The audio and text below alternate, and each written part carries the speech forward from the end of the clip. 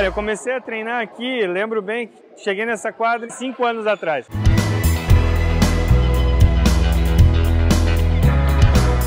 Então eu comecei, vim na primeira semana aqui, vim num treino. Na outra semana a equipe já viajaria para jogar o Parajás Caçador naquele ano. Como eu não tinha treinado ainda, acabei não participando. Eles retornaram, 15 dias após eu comecei a treinar. E o meu primeiro campeonato foi uma Copa Santa Catarina feita em Balneário Camboriú. Foi algo que para mim marcou bastante. Então, isso daqui na realidade é a minha segunda atividade fim, né? Aqui a gente trabalha no basquetebol mais como hobby. E apesar de jogar profissionalmente nas divisões nacionais, ter registro em Confederação Brasileira, junto ao Comitê Paralímpico Brasileiro, porém, a minha atividade de renda, minha atividade fim é no Instituto da Oportunidade Social. A gente, nesse instituto que ele iniciou as atividades em São Paulo, há 15 anos atrás, ele está se multiplicando pelo país e aqui em Joinville a gente tem uma unidade que está operando desde 2011. E nesse meu trabalho a gente foca na capacitação de jovens de 15 a 24 anos, oriundos da rede pública de ensino e pessoas com deficiência a partir dos 16 anos. E nesse sentido a gente ainda sente a necessidade de talvez mais ações para que essas pessoas com deficiência possam adentrar o mercado de trabalho. E não só ações por parte das empresas. As empresas têm buscado cada vez mais colocar essas pessoas dentro do mercado de trabalho, gerar cidadãos que possam estar contribuindo profissionalmente dentro da sociedade, socialmente também. Mas eu acredito ainda que também, por parte das pessoas com deficiência, falta elas também estarem buscando um pouco mais a sua qualificação e desenvolvimento do mercado de trabalho. A gente já está chegando, eu acredito, num segundo degrau, que é o de encontrar pessoas capacitadas e conseguir colocá-las dentro de uma vaga específica dentro do mercado de trabalho. Eu acredito bastante que dentro de mais uns 5, 10 anos, a gente vai estar colocando os processos seletivos de uma vaga de empresa e não especificando que é uma vaga para pessoa com deficiência, uma vaga para pessoa sem deficiência, mas que é uma vaga para estar sendo concorrida por todas as pessoas. Eu acredito que isso ainda vai acontecer. Aprendi muito jogando basquete. Ajudou na empresa, ajudou no meu profissional. Hoje eu trabalho na área social devido a ter praticado esporte, de estar dentro desse meio do esporte paralímpico. Eu acabei conciliando a minha vida profissional com a esportiva e hoje tenho o prazer de trabalhar no social. Em primeiro lugar é o nível de qualificação dela. Por não conseguir encontrar as vagas, ainda ver a inclusão da pessoa com deficiência como assistencialismo. Isso, como uma obrigação legal. E a gente busca fazer com que a empresa tenha um outro olhar. Olha, eu acredito que o esporte, né, o esporte paralímpico, ele já vem ao encontro de outras necessidades das pessoas com deficiência. Em primeiro lugar é a socialização delas dentro desse contexto, né? Porque muitos deles, quando se acidentam ou quando adquirem o tipo de deficiência, acabam ficando à margem da sociedade. E quando eles começam a praticar o esporte, a própria visibilidade que o esporte paralímpico dá a ele, muitas vezes vai fazer com que ele saia de casa, ele comece a se identificar com outras pessoas que têm deficiência e a partir dessa identificação faz com que ele busque cada vez mais a qualificação, o mercado de trabalho, estar mais nas ruas e buscar ter o seu contexto social melhor adquirido. É uma mudança na autoestima, né? Porque até então, querendo ou não, após eu ter adquirido a deficiência, a gente acaba tendo uma queda na autoestima que é algo natural, né? Você não está esperando que de um dia para a noite você venha se tornar uma pessoa com deficiência. E quando você adquire a deficiência, você tem que tentar superar isso dia a dia.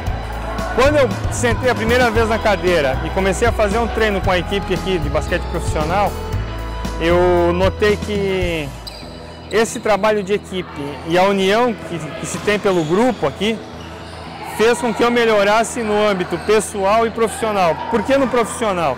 Porque no profissional eu aprendi a escutar melhor as outras pessoas e aprendi também a trabalhar melhor em equipe.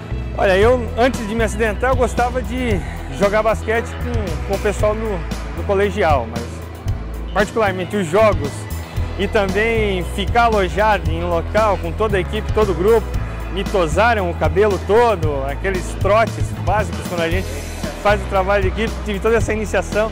E isso até hoje eu lembro, a primeira partida que me chamaram, entra no lugar do Ademir, que está ali, que treina conosco até hoje.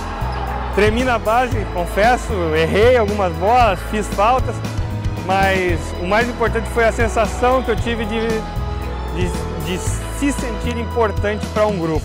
Aqui a gente trabalha com alegrias e frustrações, então é um processo que, como eu não utilizo a cadeira no dia a dia, eu tenho que aprender diariamente o toque de cadeira, frear, receber bola, finalização. Então, com o tempo a gente vai aprendendo. E depois de 5 anos ainda eu digo que tenho muito para aprender.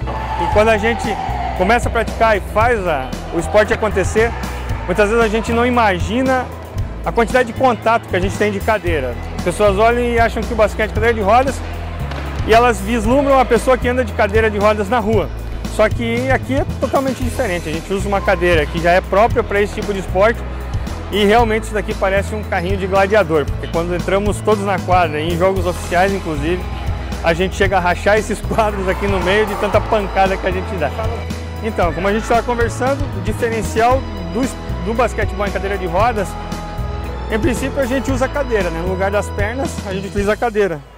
Então eu fico fixo na cadeira, se caso eu cair da cadeira, eu caio com cadeira e tudo, eu não saio de cima dessa cadeira, porque eu estou fixo nela.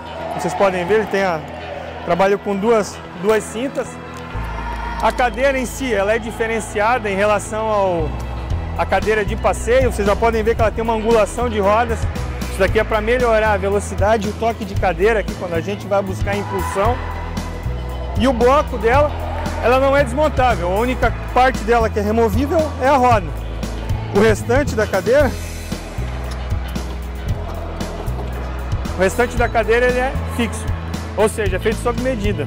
Então, o trabalho de equipe, dentro de uma equipe de basquetebol como a nossa, tem um diferencial. A gente não consegue trazer todo ano um jogador novo.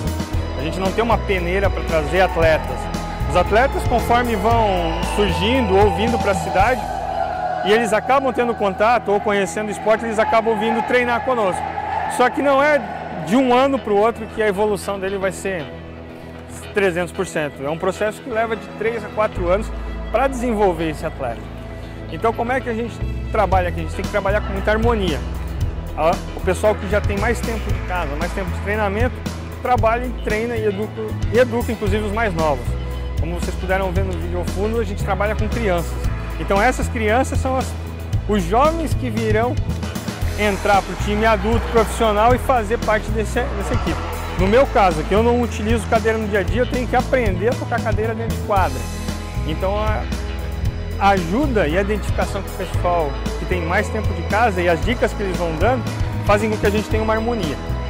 Ter essa sintonia faz a diferença quando você tem uma equipe que te marca bem e que você precisa achar o teu tempo e o furo da defesa para garantir o ataque. Então, por que isso é necessária essa harmonia? Para que a gente consiga que um saiba que o outro já está ao lado, para você não olhar para o lado e saber que vai passar a bola e vai ter alguém ali esperando essa bola para receber. Está trabalhando em equipe, seja aqui dentro de quadra, seja fora de quadra. Em primeiro lugar, você tem que entender que você está trabalhando com pessoas, independente de ser uma equipe de basquetebol ou de ser uma equipe de alto rendimento numa empresa. Então, você trabalhando com essas pessoas, você tem que entender que vai ter aquele dia que a pessoa está chamando o jogo para ela. E aquele dia ela precisa receber o jogo, então todos trabalham em função daquela pessoa. Porque se aquela pessoa está bem, o grupo sente confiança em poder se sentir seguido por ela para poder fazer umas boas jogadas. E além disso tudo, você tem que entender que você tem alguém que está te dando a diretriz, como no nosso caso é a técnica. Então a técnica ela te orienta, ela está vendo de um outro espectro, de um outro ângulo de visão, aquilo que você não consegue enxergar quando está dentro da tua atividade, aqui no nosso caso quando está dentro de quadra. A gente dentro das linhas, a adrenalina sobe, o calor humano e o calor do jogo ele é muito maior, às vezes você não consegue enxergar onde você está errando e onde você está tendo as oportunidades de garantir os pontos no ataque. Está gerindo, então nós temos 40 minutos para fazer um bom resultado. Terminado esses 40 minutos, nosso budget é ganhar o jogo. Se nesse momento a gente não conseguiu, não há, depois desses 40 minutos, a gente querer voltar para refazer a tarefa. Aqui a gente não tem como refazer, são 40 minutos para você buscar um bom resultado. Se você não garantiu nos 40 minutos, esquece, você só vai lamentar. Dentro do nosso ano fiscal, é os nossos 40 minutos. Ou você vai ter lucro ou prejuízo. E às vezes esse prejuízo de uma partida mal jogada, você pode acabar perdendo um campeonato por isso. A gente tem esse longo espaço de tempo de treinamento e investimento. Porque uma cadeira dessa, ele vai começar a treinar conosco, lá pelo seu terceiro, quarto mês, a gente precisa mandar fazer uma cadeira específica para ele. Então é um investimento na pessoa, mais uniforme, mais viagens e tudo mais. Então a gente tem esse investimento na pessoa para que ele venha dar resultado positivo. Olha, jogando com a equipe aqui profissional, um sonho com essa equipe é o primeiro lugar no Brasileiro. Essa é onde a gente chegou mais próximo, foi em 2011. E profissionalmente, eu tenho um sonho de conseguir estar fazendo um trabalho que eu traga um retorno positivo para a sociedade. Trabalhando com pessoas, a gente sente que tem dias que ela está a mil, ela quer fazer as coisas, ela quer desenvolver, e nesse dia você tem que dar liberdade para ela poder produzir melhor. O preparo ele acontece, como eu falei, da mesma forma que a gente desenvolve a jogada, a gente tem que desenvolver a maturidade para saber quando vai estar e quando não vai estar em quadro. Um olhar de ambiente. Nós dentro do time a gente tem um mote, né? Um por todos e todos por um. Ou seja, a gente joga muitas vezes pelo outro e espera que o outro a gente consiga também estar suprindo quando ele tiver numa necessidade. Então a gente busca defender e atacar em grupos. Então essa comunicação muitas vezes ela pode ser verbal, porque a outra equipe não entende qual é o número, o que isso procede, ou você simplesmente pode fazer pelo olhar ou por sinais. A gente tem sinais que, por exemplo, a gente levanta lá, ó, a jogada 2. Todo mundo já sabe que a 2 tu vai fazer um tipo de jogada. Você levanta os dois dedos, você sabe que vai fechar o teu garrafão. Então, de uma forma ou de outra, você acaba se comunicando, seja por sinais, seja formal ou seja informal. O que mais marcou foi uma semifinal em 2011, no Rio de Janeiro. A gente queria muito, já faziam 6 anos que a gente não participava da primeira divisão, a gente estava jogando na segunda e sempre batendo na trave, ficando em terceiro. Eu estava muito tenso, cara. A gente precisava ganhar, entrei e saí diversas vezes dentro da partida. Eu fico até sem palavras porque foi um jogo tão emocionante que terminou na base do lance livre. E a gente ganhou pela diferença de 3 pontos. Para nós, aquilo ali foi fantástico, a gente vibrou mais passando essa semifinal, porque a gente já sabia que jogando a final, ganhando ou perdendo, a gente estaria na primeira divisão. Então a gente comemorou demais até me arrepia lembrar daquele momento de a gente ter ganho uma partida e subido para a primeira divisão. E naquele momento eu aprendi que a ansiedade ela te atrapalha e ao mesmo tempo te impulsiona. E o medo da derrota às vezes te faz ter mais garra, ter mais vontade para ir em busca daquele bom resultado.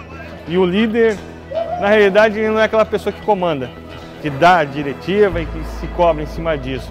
O líder é aquela pessoa que acompanha e que desenvolve as pessoas para que ele próprio tenha a segurança de que quando ele não estiver presente, as coisas vão acontecer. A palavra-chave é a comunicação. A pessoa, o líder, ele precisa aprender não só a comunicar a sua ideia, mas sim a ouvir as pessoas que estão no seu redor. A melhor ideia justamente ela acontece pelo trabalho de grupo. E é nesse trabalho de grupo, pela comunicação e muitas vezes recebendo melhor essa informação e trabalhando em conjunto que as coisas acontecem. E essas diferenças somadas é que vão trazer resultados positivos. Não, se a gente tivesse um mundo onde todas as pessoas fossem iguais, novas ideias dificilmente sairiam.